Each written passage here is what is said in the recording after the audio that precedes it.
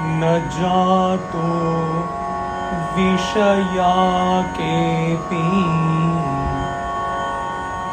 svārāmaṃ harṣayantyamī sallakīpallavaprītamivebhaṃ nimbapallavāḥ.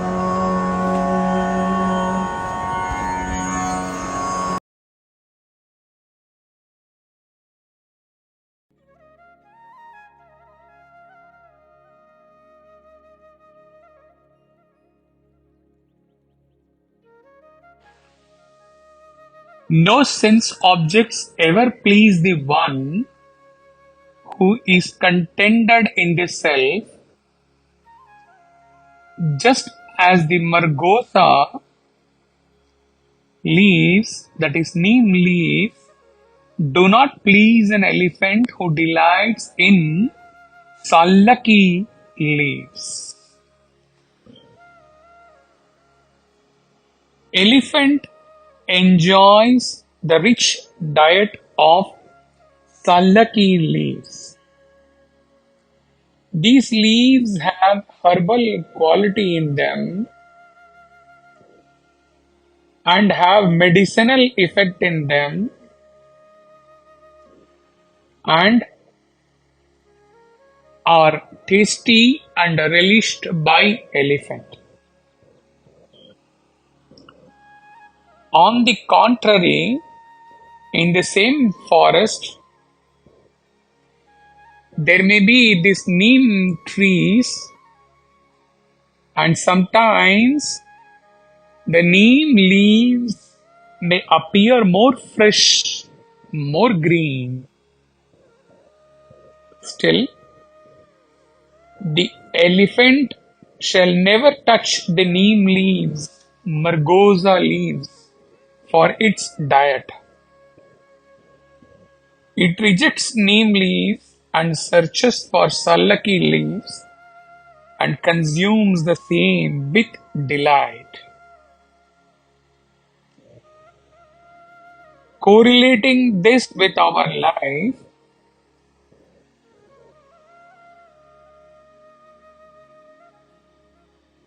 imagine the elephant, just for imagination, the elephant has to search for a while in the forest to get to this tree with sallakī leaves. Similarly, life in the sadhana path may appear challenging, tough, and not at all easy many times. Whereas, imagine elephant is able to see enough of these neem trees. Similarly, the glittering world of objects appear to be so luring, so attractive, so easily attainable, and so pleasing to the sense objects for a jiva. Still, a sadhaka in an advanced stage in sadhana will or should never fall for the worldly objects, just like the elephant does not fall for neem leaves. We all know the taste of neem leaves. Suppose the elephant sees the neem leaves as very easily accessible and suppose it consumes them, then what will happen? It will leave the elephant only with bitter taste. Similarly, referring to the earlier verse, one will be filled only with bitterness. This bitterness was explained as misery in an earlier verse. If one heeds to his senses rather than the source within. This sallakī leaves can be compared to Brahmananda in aloneness of self, whereas the neem leaf can be compared with happiness which the world proposes to give you. There is no real happiness.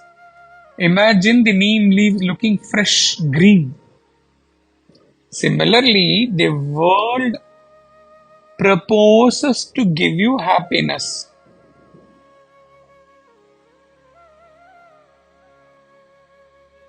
Whereas, what they will end up giving you only bitter taste.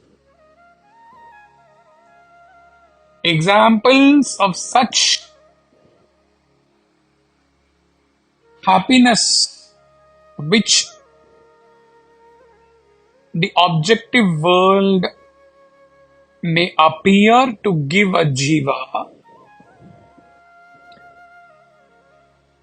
are many. Some of them attraction towards opposite sex, pleasures,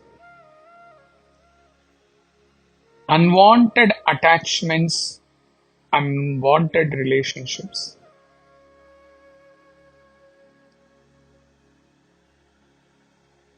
Positions offered in career, in society, etc. People sometimes praising you, which may only be due to your power and position at present, and 99% of the cases it will not be due to their love for you. Extraordinary recognition sometimes for work done at workplace, in spiritual organizations, in Sai centers, etc. Wealth, possessions, palace-like house, luxurious vehicles, etc. In short, any pursuit at worldly level in which one indulges too much at the cost of his spiritual sadhana, spiritual evolvement. The list would be a long list if you start thinking and noting down. Practically, most important listing he has given already, but it is endless. What would be the period for which all the above objects, woman, attachments, relationships, position, power, luxury, adorations by people, all these things, what would be the period for which the above objects would continue to give you happiness? What is the surety that all those who are with you, who are praising you, who appear to be your bosom friends or relations, or a very loyal damsel, what is the surety that all of them will never turn their faces and run towards a more prosperous, more wealthy, more powerful, more useful human being in future for their own benefits?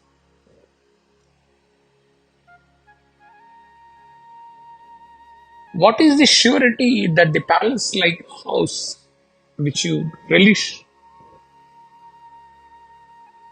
may never ever be snatched from you by anyone?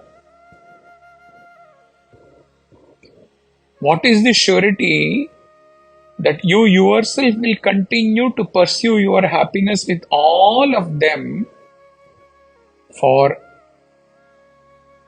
a long time? Do they have the power to give you happiness forever? Like the neem leaves have only bitter taste, scriptures teach us that all the above objects will only leave you with misery, unhappiness, with remorse feeling at the end. Still, if you continue to run after the above things, definitely in some stage, in some life, you will be filled with a very vacuum feeling, filled with misery and pain only. So, a sadhaka lit up with mumukshatva should say, I shall not approach any of the objects in the world which may give happiness at surface level, but leave me with bitter experience once I have tasted them.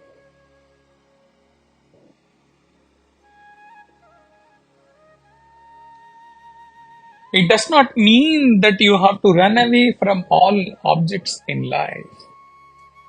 You might not be able to run away even if you want to, depending upon which stage, which ashrama you are in, and what are your obligations and duties remaining.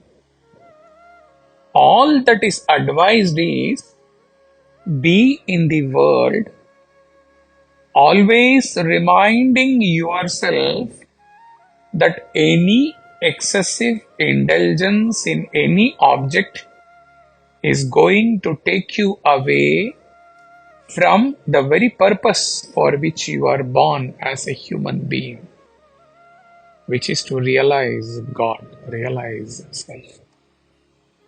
So draw a limit to all the objective pursuits and never ever cross that limit. Now coming to the sallakī leaves, the joy of aloneness of self, on the other hand, will neither grow more nor reduce because it is purnam, it is complete, and it is not flowing from any temporary outside objects, but it is your own nature, svārāmaṃ. You are embodiment of love. You are prema atma svārāmaṃ. Nothing in the creation can give everlasting ananda like the anubhuti of ananda, Brahma ananda, upon realizing self. So, the sadhaka cries out to Shiva and says, Mangada siragattai tandire teden perungayam eragattu chettiyare. Oh Lord Shiva, if you grant me the everlasting abode of bliss of Lord, I shall never ever search for happiness, any kind of happiness associated with my body. Teden perum kayam. And the beauty is, after abiding in self, after enjoying the sallakī leaf,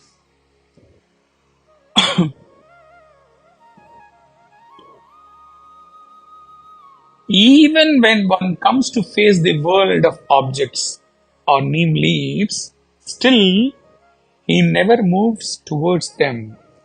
He is ever contented in abidance in self.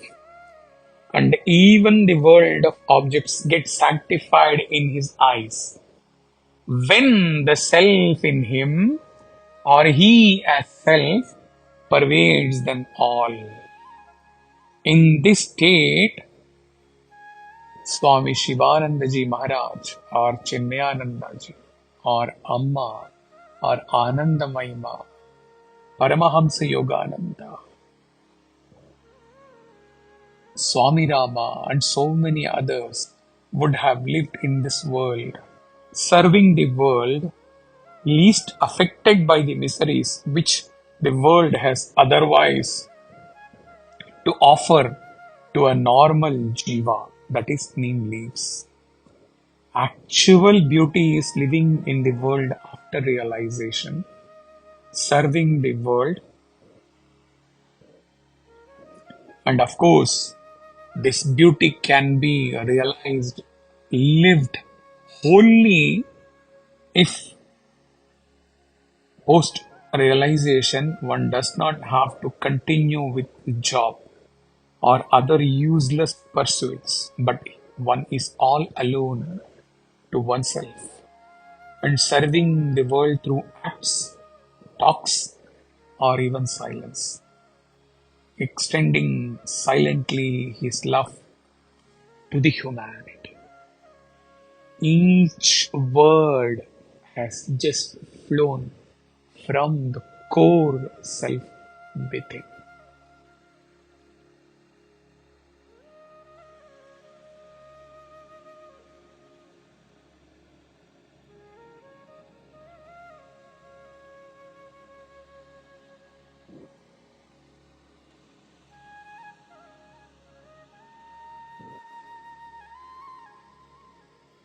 There is nothing more in the commentary.